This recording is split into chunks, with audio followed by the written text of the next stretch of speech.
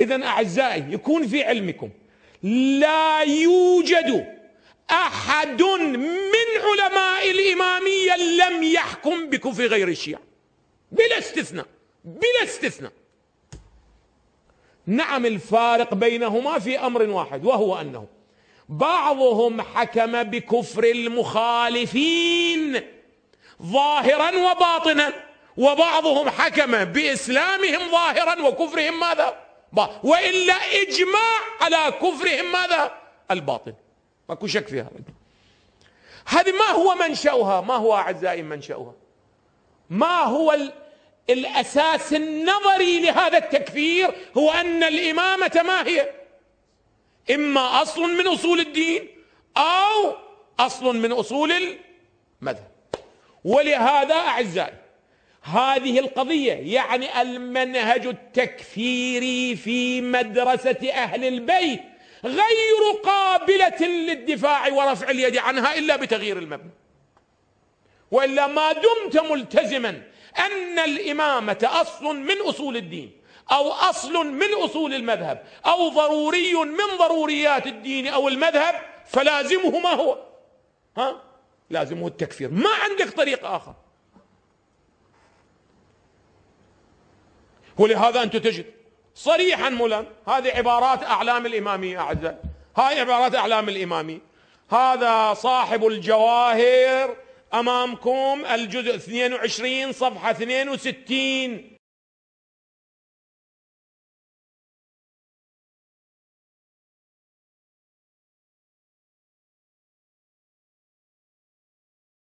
يقول بل تواترت، الكلام عمن؟ عن المخالفين أعزائي.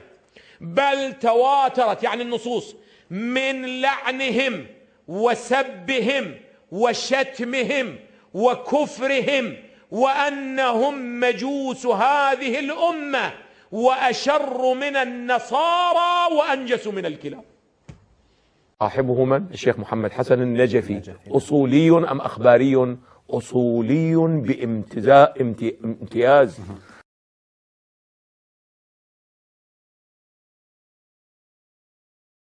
في كتابه جواهر الكلام المجلد 12 أقرأ العبارات. يقول وعلى كل حال فالظاهر إلحاق المخالفين. من المخالفين؟ يعني كل المسلمين، مو النواصب، كل فالظاهر إلحاق المخالفين بالمشركين.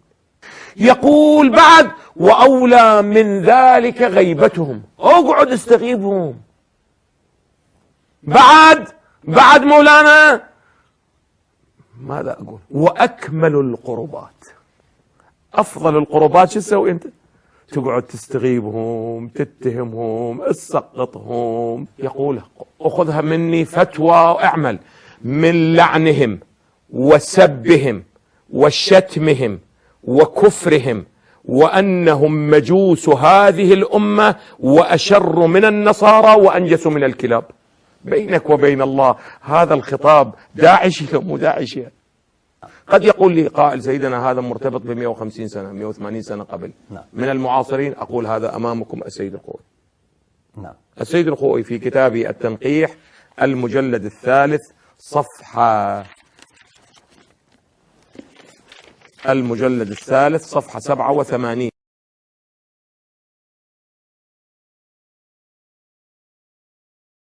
There's something else you should know about the Shia.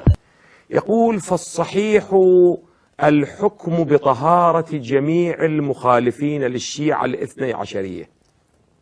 التفت جيدا. يعني من حيث الطهارة نجس لو طاهر؟ طاهر جيد.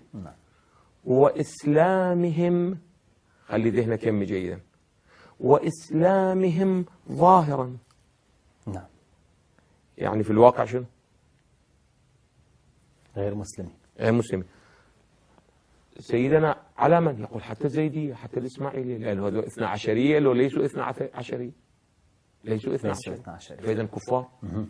بلا فرق في ذلك بين أهل الخلاف وبين غيرهم، وإن كان جميعهم في الحقيقة كافرين. ترى في الواقع هذول شنو؟ كفار. فقط احنا في هذه الدنيا. وجهة نظره ولا ينقل رأيه؟ لا رأيه وفتواه واعتقاده، ما ينقل عن أحد أبدا. وهم الذين سميناهم بمسلم الدنيا وكافر الآخرة. The spiritual head of the world's 150 million Shia, 90-year-old Grand Ayatollah Al-Khoui, was placed under house arrest. Khoui had stood for the humane tradition of Najafi and Shia scholarship. Khoui had stood for the humane tradition of Najafi and Shia scholarship. تعالوا أمامكم هذا العلامة المجلسي في البحار. نعم.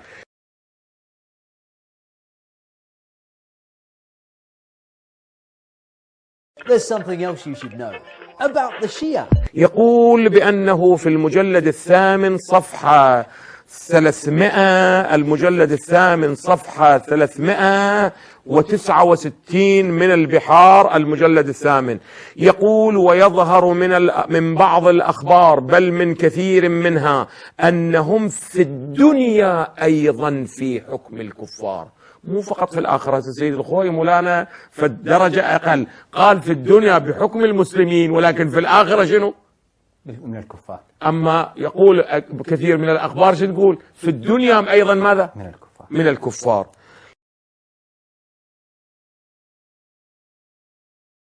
لكن الآن احنا مأمورين أن نتعامل معهم تعامل المسلمين، إلى أن يظهر الإمام سلام الله عليه، الإمام الثاني عشر، عندما يظهر يجري عليهم حكم سائر الكفار في جميع الأمور.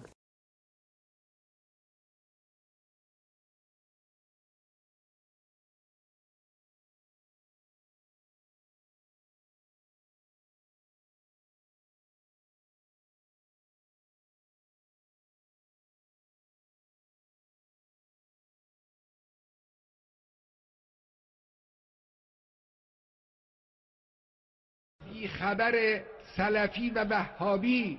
The Takfiri Wahhabis, obviously the Takfiri Wahhabis. Have you noticed how Takfiri Wahhabis, the Takfiri Wahhabis, the Takfiri Wahhabi, by Takfiri Wahhabi, the Takfiri Wahhabis, the Takfiri Wahhabi, by the Takfiri Wahhabis, all of the false Takfiri Wahhabi propaganda. Yet the Takfiri Wahhabis try to twist it. Seriously, Takfiri Wahhabi is Takfiri idiots. The Takfiri Wahhabi, so stupid and childish.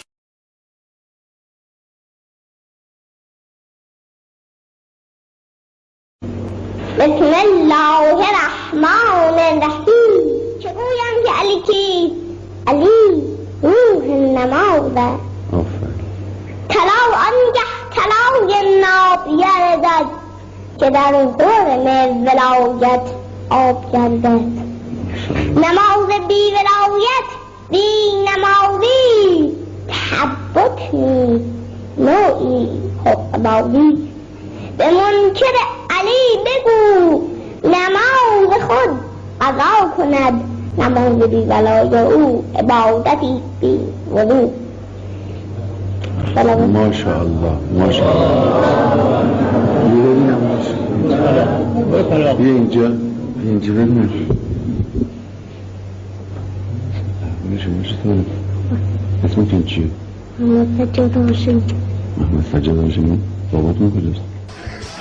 نماز بی ولایت بی نمازیست. نماز بی ولایت بی نمازیست. تعبد نیست و نوعی حق بازیست. تعبد نیست و نوعی حق بازیست.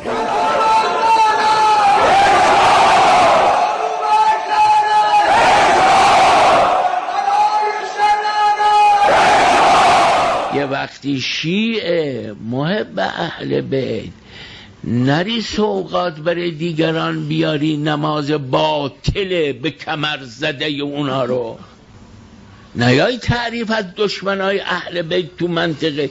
والله العظیم یک دوست امیرالمؤمنین معتقد به 14 معصوم هر چی کم بود داشته باشه توی زندگی دینیش شرف داره بر همه اونهایی که ولایت اهل بیت رو ندارن و همه جور عبادت و خدا بکنند و طاعت و خدا، هیچ ارزشی نداره. شبا رو مشغول باشه تا صبح به نماز خوندن، روزها هم همش روزه بگیره و این دور خانه کعبه همش هم طواف کنه، روزه‌دار طواف هم بکنه و به این عبادت مشغول باشه و ولایت ما رو نداشته باشه، خداوند تبارک و تعالی به رو او رو در آتش جهنم میندازه.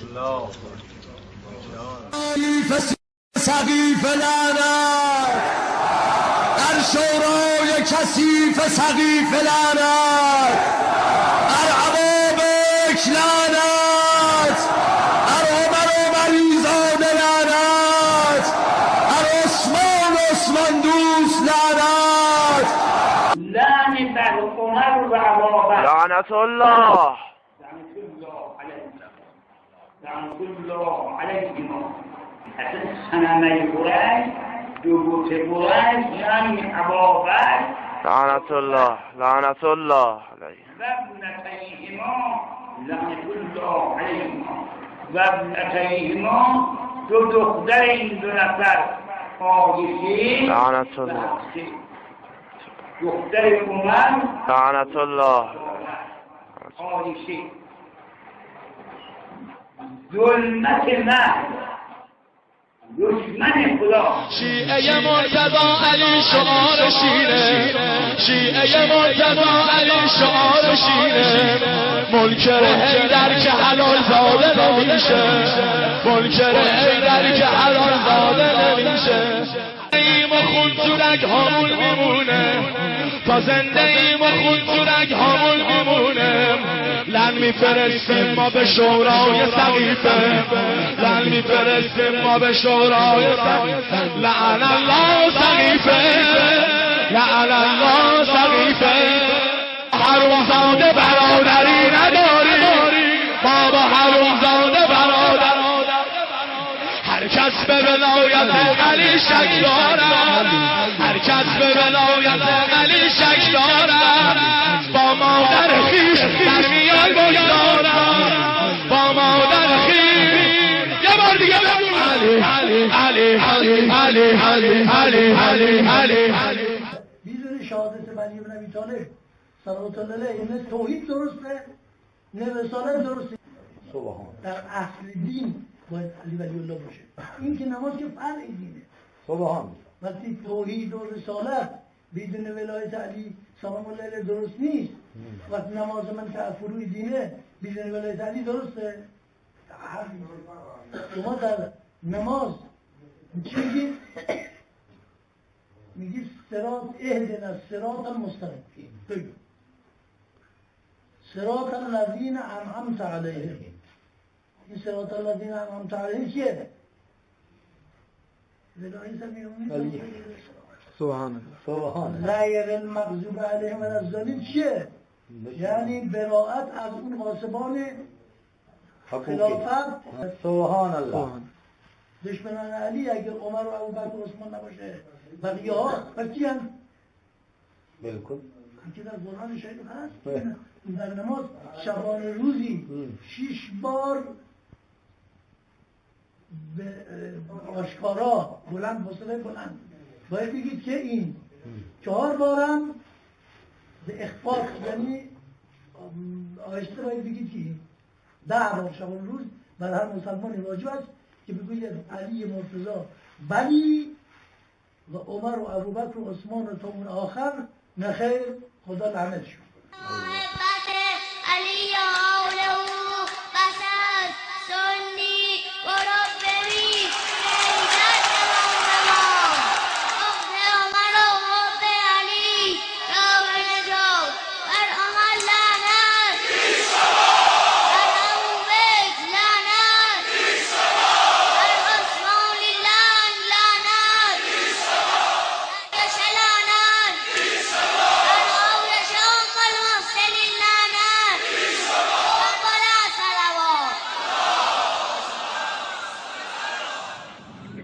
اما یه جمله، حالا یکی میگه آقا بچه شما اون سنی ها حروم زاده، بعد پدر و مادر هرچی سنی لعنت.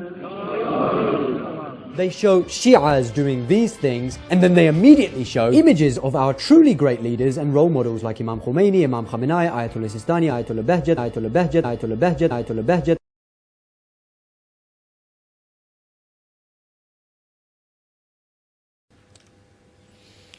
ارتد الناس بعد رسول الله الا ثلاثه. اون ثلاثه شد به اندازه مثلا 500 میلیون تقیه این کار را کرد. ایاک نستعین اهدنا الصراط المستقیم صراط الذین انعمت علیهم غیر المغضوب علیهم ولا الضالین.